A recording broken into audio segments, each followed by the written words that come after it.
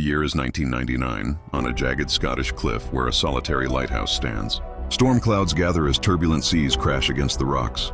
The keeper, lantern in hand, approaches, enveloped by the rolling fog. Scene 1, exterior. The year is 1999. A lone lighthouse stands firm against a furious storm on a rugged Scottish cliff. As dusk settles, the keeper emerges, his lantern a fragile beacon against the encroaching gloom, highlighting the stark isolation of his post. Scene 2, interior. Inside, the keeper records the day's events. The cozy, cluttered room offers a stark contrast to the raging sea just beyond the window, its warmth a small defiance against the storm's might. On a storm-lashed night in 1999, a lone figure battled the wind on a rugged Scottish cliff, his lantern casting a defiant glow against the raging sea as he approached the solitary lighthouse.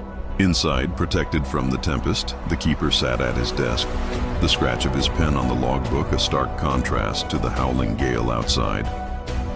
The room was a sanctuary of maps and charts, a small pocket of order amidst the chaos. But as darkness deepened, a chilling whisper slithered through the stone walls. Shadows danced unnaturally in the lantern light, stretching and contorting on their own. A cold dread settled in his heart. He was not alone. It was a desolate post, even for the Scottish coast, especially in the winter of 1999. Perched on a cliff, the lighthouse stood alone against the raging storm, a solitary beacon in the encroaching darkness. As the keeper, Ewan, made his way towards it, lantern in hand, the structure seemed less a sanctuary and more a tomb, its light a lonely eye staring into the tempestuous sea. Inside, the keeper's quarters were a stark contrast to the chaos outside. He sat at his worn wooden desk, the scratching of his pen the only sound as he chronicled the day's uneventful duties in the logbook. The warm, cramped space was filled with the familiar comforts of his solitary life, a small haven shielded from the howling wind and crashing waves. But as night deepened, the familiar solitude was broken. Faint whispers seemed to ride the wind, slithering through the stone walls, their words just beyond his comprehension.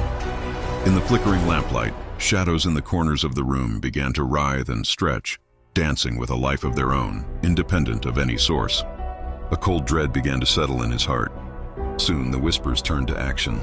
His trusted nautical instruments quivered on their mounts, and books shifted on their shelves as if pushed by an unseen hand. A sudden icy draft swept through the sealed room, sending loose papers from his desk fluttering into the air. The cozy interior had become a stage for an unseen entity, and Ewan was its sole, terrified audience. The year is 1999, and on a storm-lashed cliff in the Scottish Highlands, a solitary lighthouse stands.